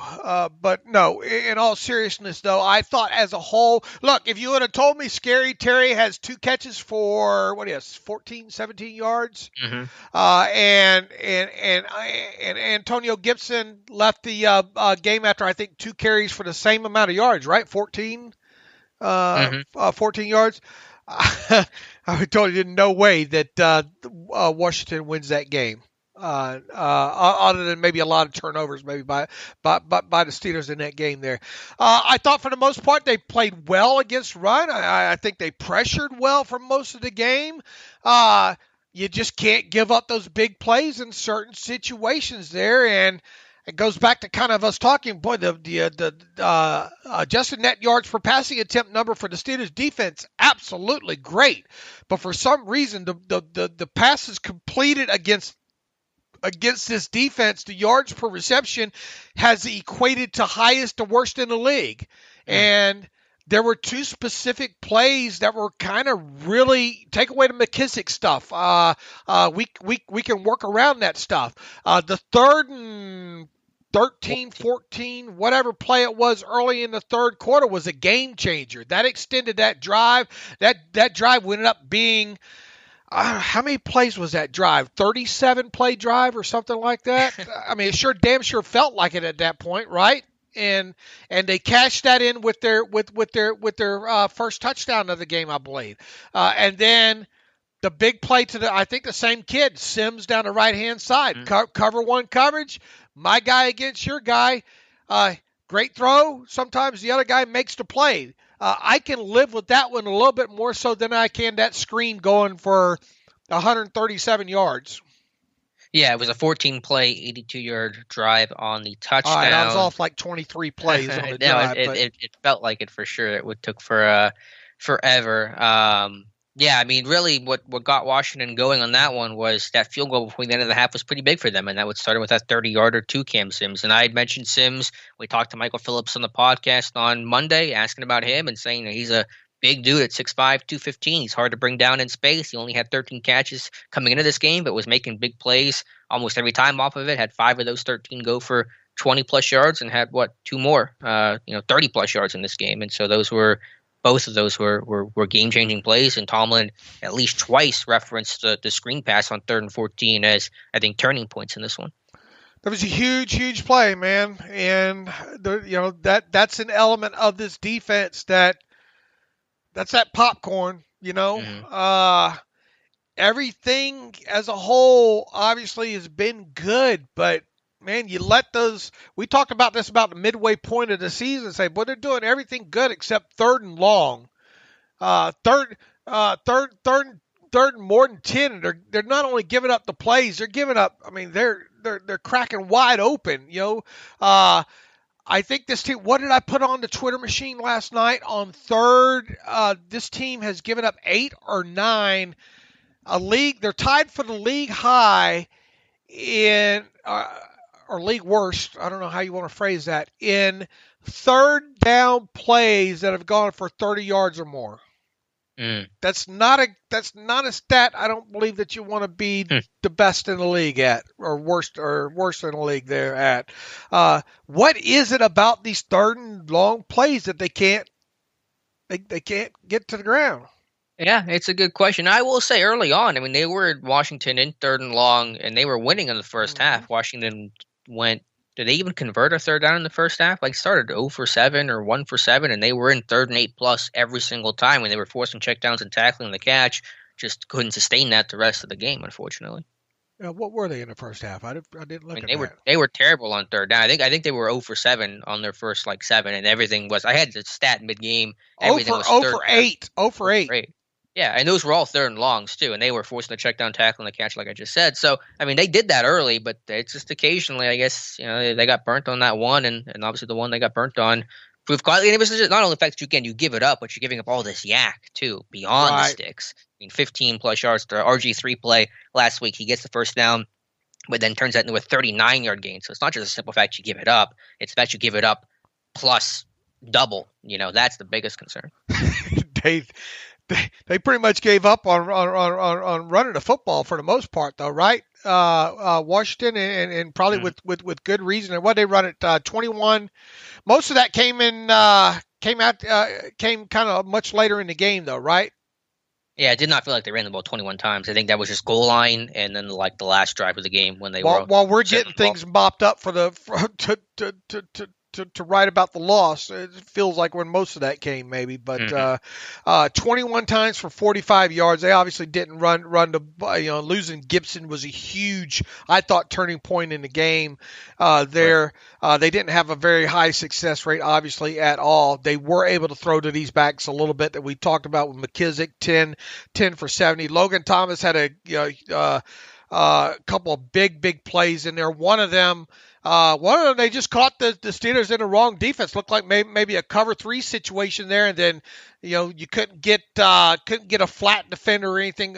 Williams got what was it? What did you see the coverage on that one? Yeah, I'm not sure what happened on that. It felt like Vince thought that him and Williamson were going to switch on it, just the way that Williams reacted to it. But obviously they didn't, and then Thomas got wide open. I would just say that after you lost Spillane, after you lost Joe Hayden, there was a lot of communication chaos where it felt like the defense didn't really get set. They really weren't communicating well. And so I think there was a lot of that going on where this team just was not in a good place, pre-snap when they lost Spillane and Joe Hayden. It looked blown or something. It looked more than just Williams getting rubbed off, which he was rubbed off. Right, because he didn't even try to cover the route after the fact. He wasn't going to get there anyway. Right, yeah, I mean, that's true. But it felt like he thought that play was getting passed off to Avery Williamson. Right, and there's no, and it looks like the coverage is a 3 deep almost, right? Yeah, Lane has his deep third. Like someone tried to blame Lane for that play. I saw Lane actually jump into someone's mentions and say, like, I guard receivers. So, like, he was very clearly not taking ownership of that play. And I don't think that was on Justin Lane at all. I mean, that's on a linebacker. It's just a question of should that play have been passed off or not. Right. So basically, I mean, we'll just say it's blown, whatever happened there. Yeah. On what? Now, I thought Logan Thomas earned the other one. With the other big catch he had in that game was Sutton. And right. Sutton, right. I mean, Sutton gave up 2 big catches in this game, right? Yeah, the one to Cam Sims. Again, the one to Thomas. I mean, I think that wasn't blown, right? Because it felt like Sutton was a little late to it. Edmonds is in the flat. I don't know. It was a good throw and catch for sure. Right. I don't think that was blown. Okay. Yeah, but it just I'll go back and look at. Did it feel like it was blown to you? Yeah, I wouldn't say blown. I wonder if it felt like they reacted a little late to it, but I don't know. That wasn't as egregious as the other ones were referencing. Right, and then the other one, I'll have to go back and look at that. The one to Cam Sims, that was a big one because that set up the game-winning field goal or the go-ahead field goal. And sometimes the guy beats your guy, Yeah, I mean Sims is 6'5", 215. Sutton's is not, and so that's a tough play to make, but he gave it up. All right, what else defensively? Here's one that I got some hate mail for. And I know. Oh no, you can't go here. You're gonna. It's better that you're doing it. A lot of people have already clicked off because we haven't fired Randy Fichtner. So I guess it's probably safe to save this criticism late in the game. Well, listen, I love T.J. Watt, and he's a great player, and I had him on my winners list. Although watching after the fact, maybe I shouldn't have put him on my winners list. But how do you not recover that fumble, my man? Like I'm happy he finally forced his first fumble of the year. It was a great play to rip the ball out of McKissick's hand.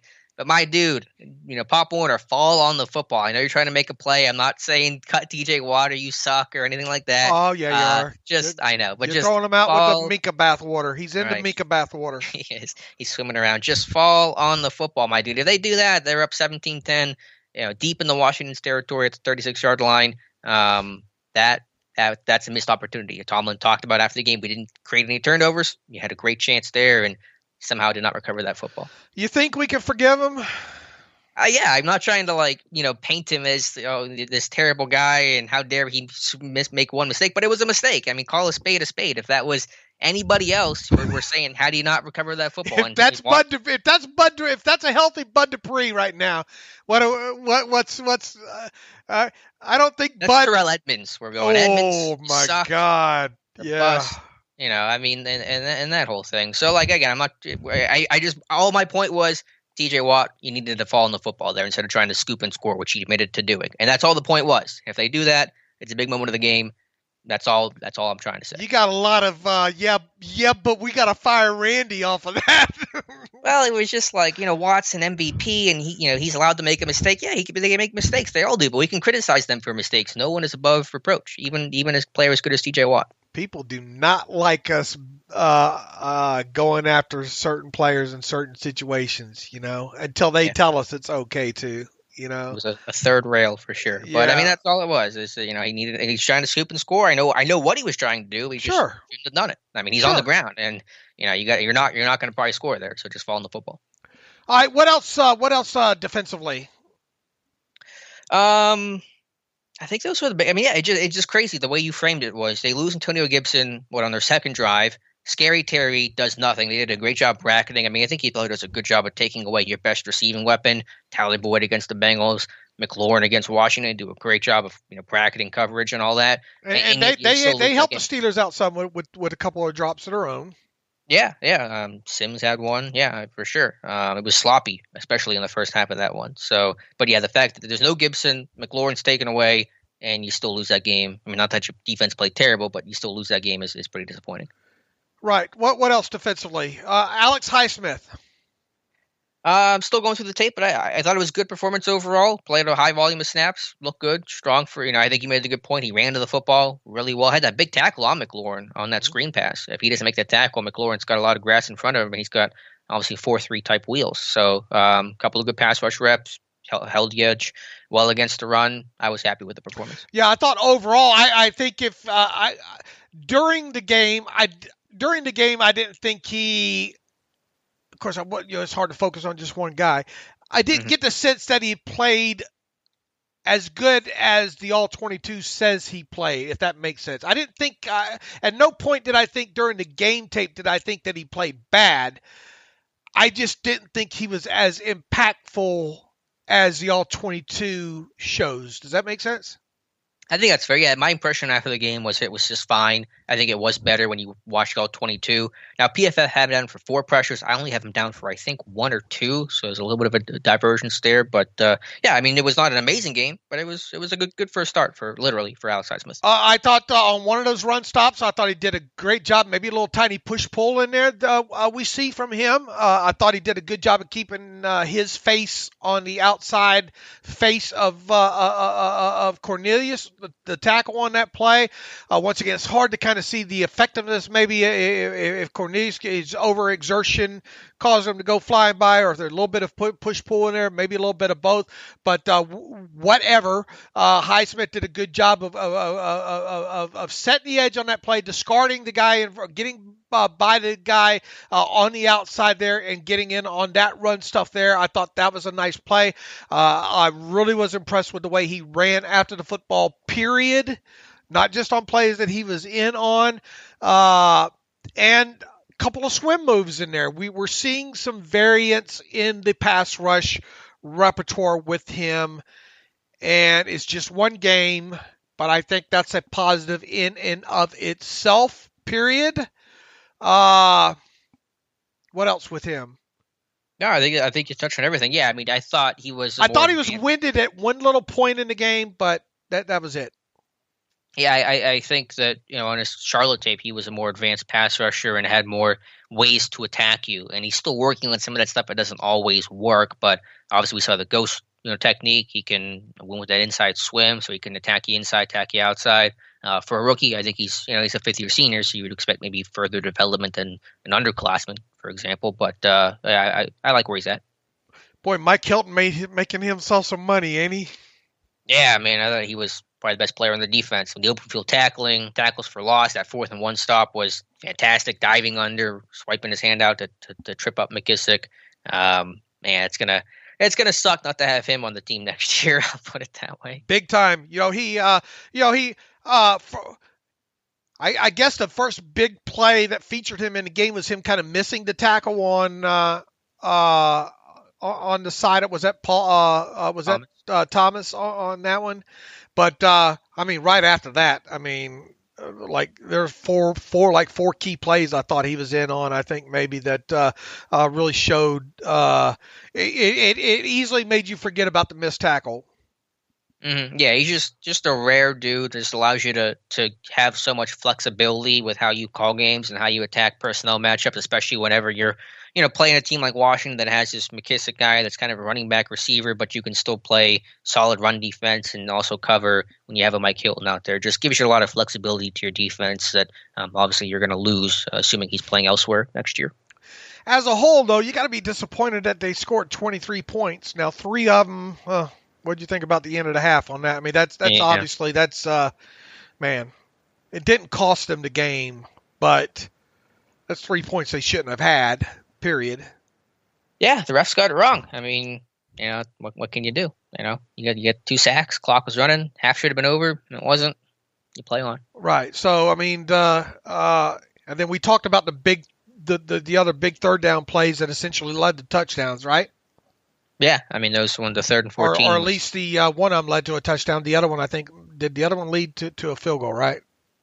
Or when did the Thomas the Thomas touchdown drive? Did that come after the big play to Sims down the right side? Yes, I believe on that right. drive. Yeah, was that a 3rd down play to Sims on Sutton? I think you're right. I just want to double check myself. Yeah, I'm trying to look it up too. I don't know for sure right now. I don't think it did, Alex. I think that long play to Sims came on the go ahead field goal drive. Okay, yeah, it did not come on the touchdown drive to Logan Thomas. So what was the biggest play allowed on the touchdown drive besides the touchdown itself? It was a 16-yarder to McKissick. They just hit McKissick that entire drive before. Right. That was he was wide open on a couple of those too. He had some big plays on that drive. Yeah. All right. Anything else with the defense? I think we covered it pretty well. Yeah. Look, plain and simple, the Steelers should have won that game.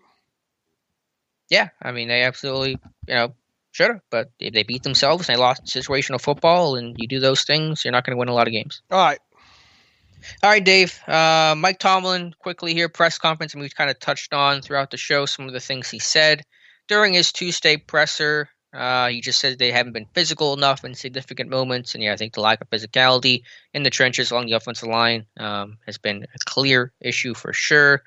Anything else Tomlin said yesterday that you want to touch on? No, I mean a lot of it. Obviously, I think Coach Speak. I think he made a point to send the message. We talked about the drops and all like that.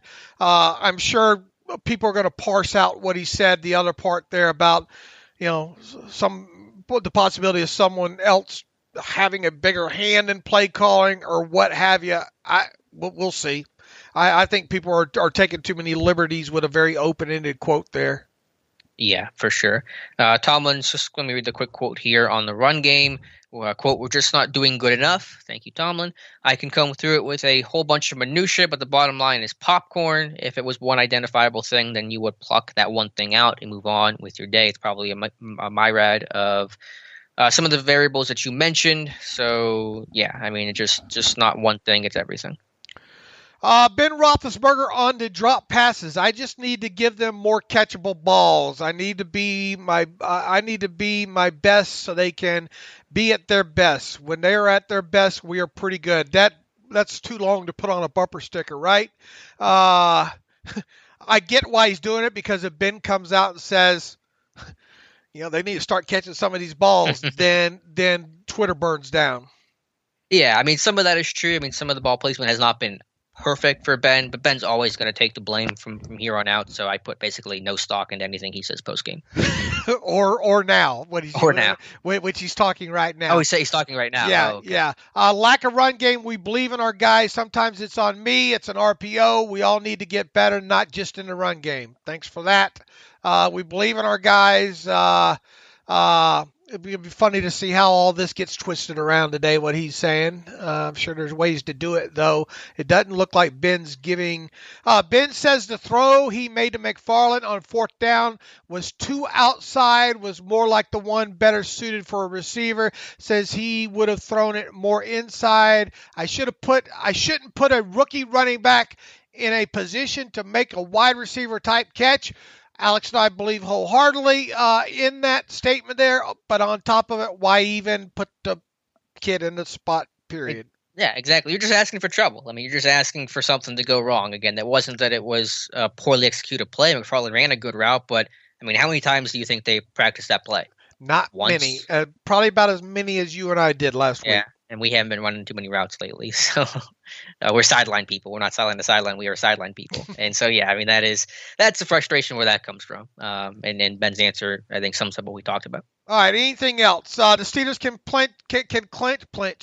clinch a. I believe they can clinch a playoff spot with a win over Buffalo or a loss by the Raiders, the Titans, and the Colts.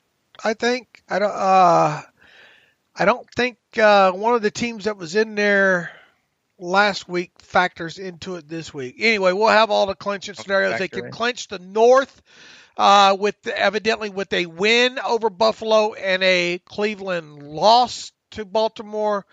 A win over Buffalo or a loss by Cleveland to Baltimore would provide the division AFC North to them. They can clinch by either winning against Buffalo or having one of three teams or multiple of those three teams lose on Sunday. What else is there? What do you think about the Ravens last night? They bounced back. Des Bryant tweeting through the COVID test there. That was interesting to see. Yeah, I kind of feel sorry for that guy to some degree there. I obviously don't know more of the specifics on that. Sounds like he's about ready to mail it in, but we'll see what he has to say over there. Look, they ran the ball the way you would.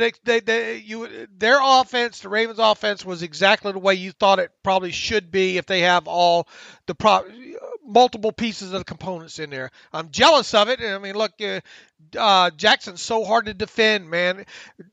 His elusiveness makes that running game even more effective, right? When they have them. They did exactly what they were supposed to do to Dallas, I thought. They didn't have to throw the ball a lot in that game overall period there. What's going to happen in Cleveland and Baltimore?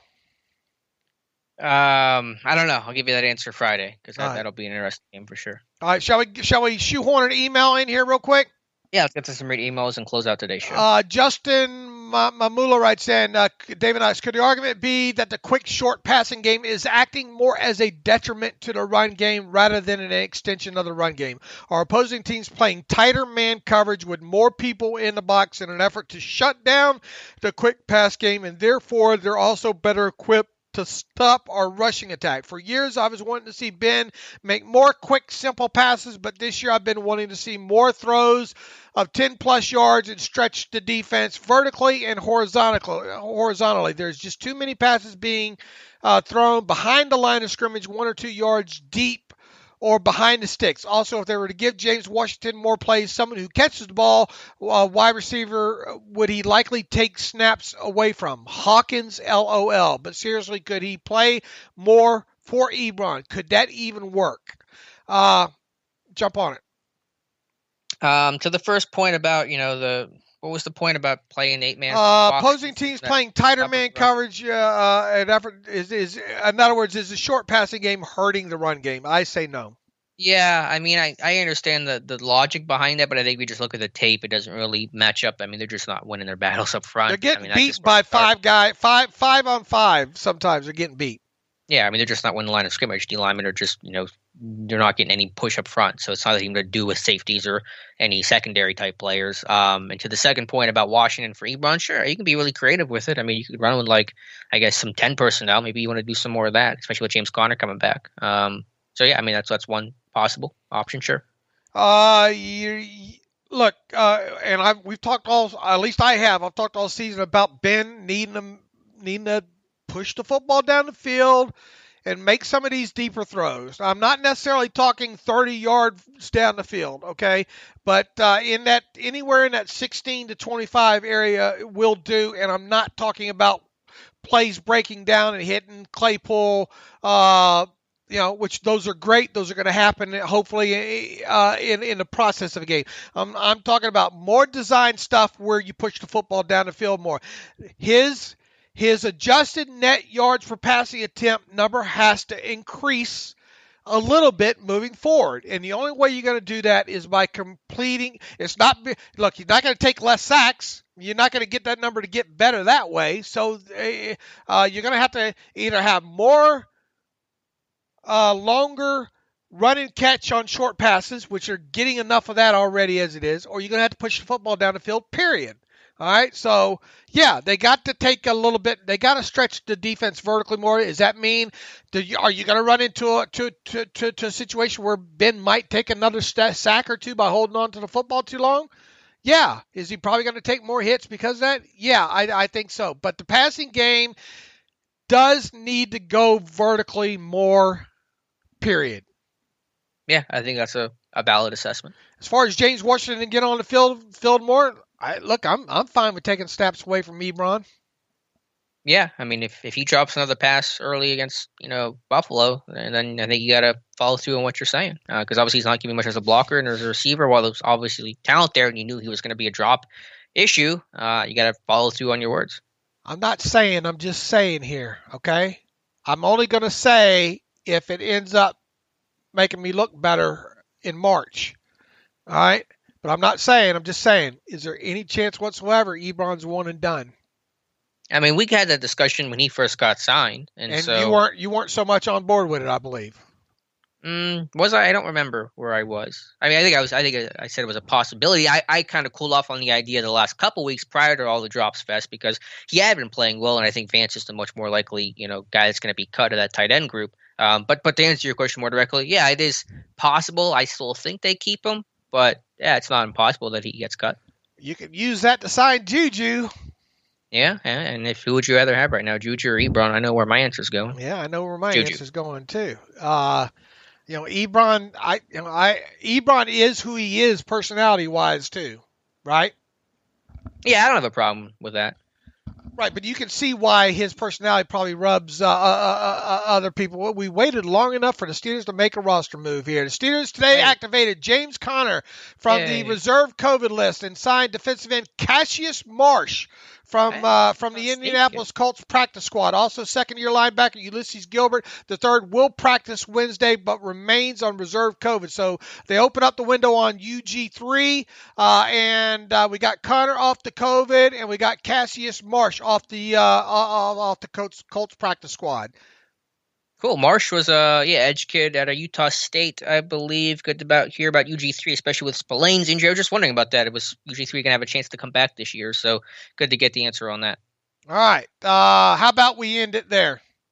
All right, yeah, let's wrap up that show and come back on Friday, maybe with a Bills Raider and preview the Buffalo Bills game. All right. You can follow me on Twitter at Steelers Depot. Follow Alex on Twitter at Alex_Kozora. Follow the show at Terrible Podcast. Email the show, TerriblePodcast@gmail.com. If you like what we do and want to donate to the show, please go to SteelersDepot.com and hit the donate button, upper right navigational bar. Additionally, if you want an ad-free version of the site, go to SteelersDepot.com and hit the what would that be? The ad-free version, upper right navigational bar. And for one calendar year, for $25, you can have an ad-free version of the site as well. Make sure you follow us on Twitter. Follow, get on SteelersDepot.com. Look at all the great content we have going up this week.